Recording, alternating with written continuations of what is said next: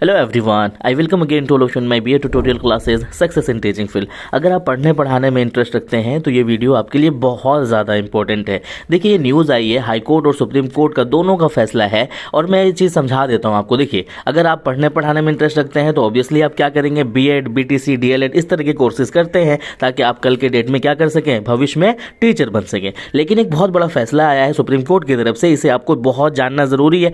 आप देखेंगे, पहले मैं आपको समझा देता हूँ इस पर न्यूज़ का कॉन्सेप्ट क्या है। देखिए, सन 2021 में 2600 की बेसिक शिक्षक बहाली दिल्ली में आई थी और बेसिक शिक्षक बहाली का मतलब होता है 1 to 5 के लिए अप्लाई करना। ठीक है, अब 1 to 5 के लिए अप्लाई करने के लिए लोग बीएड करते हैं, बीटीसी करते हैं, डीएलएड करते हैं। ठीक है, अब इसी तरीके से जब ये चीज़ चल रहा था तो उस टाइम में 10 फरवरी सन 2021 को क्या है कि हाई कोर्ट ने इस बात को मना कर दिया कि जिन्होंने बीटीसी यानी कि डीएलएड किया हुआ है उनकी मान्यता रद्द मानी जाती है। और उन्होंने जो कहा, ये कहा कि हालांकि बेसिक शिक्षक में बहाली होने के लिए आपको 2 साल का ट्रेनिंग होना चाहिए, लेकिन जब ये जो डीएलएड है यानी कि डिप्लोमा इन एलिमेंट्री एजुकेशन होता है वो सिर्फ और सिर्फ 18 महीने का होता है, जिसकी बिना पर जिन्होंने भी national institute of open schooling यानी कि NIOS से किया है उनकी मान्यता को रद्द कर दिया गया है। तो आप इस बात को अच्छी तरीके से एक बार समझिए। देखिए, यहाँ पर देखेंगे नई दिल्ली से ये है, बेसिक शिक्षक भर्ती में NIOS डीएलएड। मैंने बताया आपको NIOS का मतलब क्या होता है, national institute of open schooling.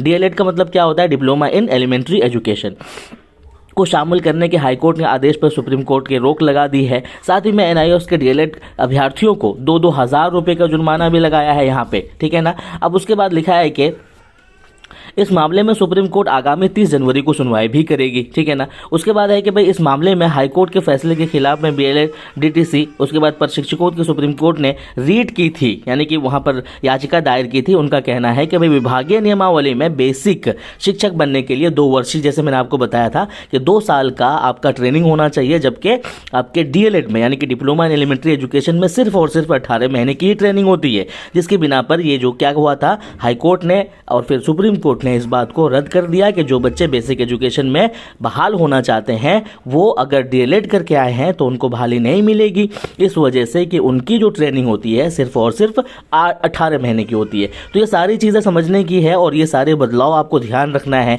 तभी आप बेहतर आगे कर सकते हैं। Thank you so much video देखने के लिए।